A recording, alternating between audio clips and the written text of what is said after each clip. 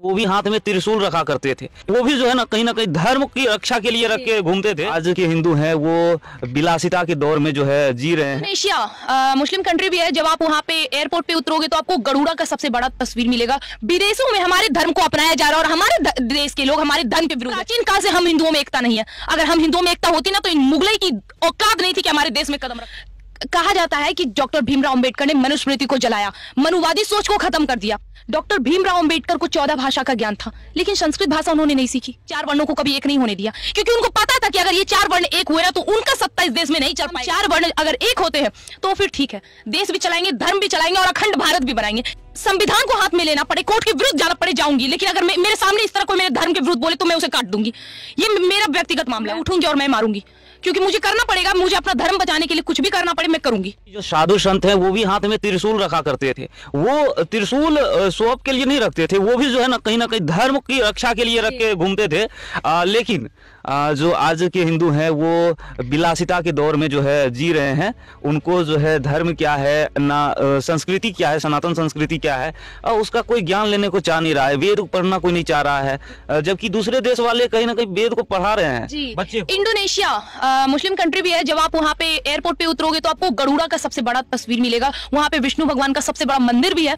रामायण का वहाँ पूरा आपको चित्रण दिखाया जाएगा, शुरुआती से लेके राम दौर से लेके जब सीता माँ का अगवा हुआ था वहां से लेके जब राम जी अयोध्या आते हैं उनका पूरा चित्रण आपको मिल जाएगा। विदेशों में हमारे धर्म को अपनाया जा रहा है और हमारे देश के लोग हमारे धर्म के विरुद्ध है। इसे कहते हैं हमारे देश का संविधान, इसे ही कहते हैं। आपने कहा कि ये एकता कैसे आएगी? प्राचीन काल से हम हिंदुओं में एकता नहीं है। अगर हम हिंदुओं में एकता होती ना तो इन मुगलई की औकात नहीं थी कि हमारे देश में कदम रखे। ये सिर्फ हमारी वजह से हुआ है। हम लोगों की ये अलग अलग कि अगर कोई हिंदू आगे बढ़ रहा है तो उसका पैर खींचो और नीचे खींच लो। हाथ खींचने की किसी के अंदर ये नहीं। बस यही सच्चाई है कि साथ देना देश के लिए, धर्म के लिए। मैं आपको बता दूं, ब्राह्मण, वैश्य या राजपूत या शूद्र, इन चारों की बात होती है ना, चारों अलग है। ब्रह्मा के मुख से ब्राह्मण, भुजा से क्षत्रिय, जंघा से वैश्य और चरण से शूद्र। और मैं आपको एक बात बता दूं, चरण चरण चरण, ये 3, इसका नाम लेकर ना हमारे देश में शूद्रों को बहुत बरगला दिया गया है। क्या बोल के कि चरण का स्थान दिया गया? मैं आपको एक बात बता दूं, अगर ब्रह्मा के चरण में कुछ हो ना तो वो ब्रह्मा भी अपाहिज कहलाएंगे। हम चारों इसी ब्रह्मा के अंग है। और रही बात एकता की, डॉक्टर भीमराव अंबेडकर संविधान की उच्च कोटि पर उनका दर्जा है, हम उनका सम्मान भी करते हैं। कहा जाता है कि डॉक्टर भीमराव अंबेडकर ने मनुस्मृति को जलाया, मनुवादी सोच को खत्म कर दिया। क्यों जलाया?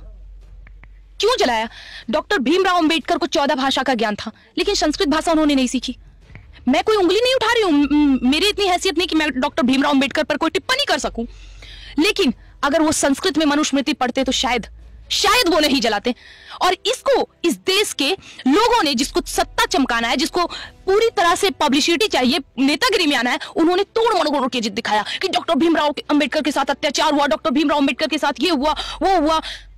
उनको पढ़ाने वाले ब्राह्मण, उनको विदेश भेजने वाले राजपूत, कहाँ है जातिवाद?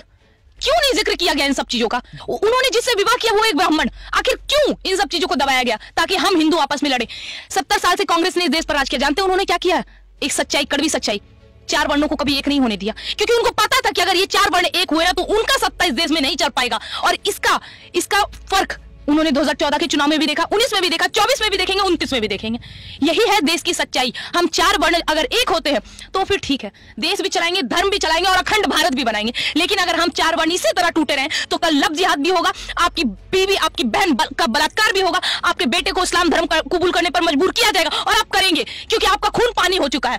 पहले वाले कोई नहीं रहे यहाँ पे कि कलेजा काट के अगर मुंह में भी दे दिया जाए तो इस्लाम धर्म कबूल नहीं करेंगे। अरे 2 थप्पड़ मारो, सब करेंगे। यही है हमारे देश की सच्चाई अब, कि हमारे देश की, जो हमारे देश वीर वीरांगनाओं की भूमि था, सब खत्म हो चुका है। महाराणा प्रताप, वीर शिवाजी को किसी ने पढ़ा नहीं, वीरांगना रानी लक्ष्मीबाई, रानी पद्मावती, रानी दुर्गावती को किसी ने पढ़ा नहीं, जिसकी वजह से आज हमारे देश के हिंदू नपुंसक हो गए हैं, जिसकी वजह से आज हमारे देश के हिंदू दोगले हिंदू हो गए हैं।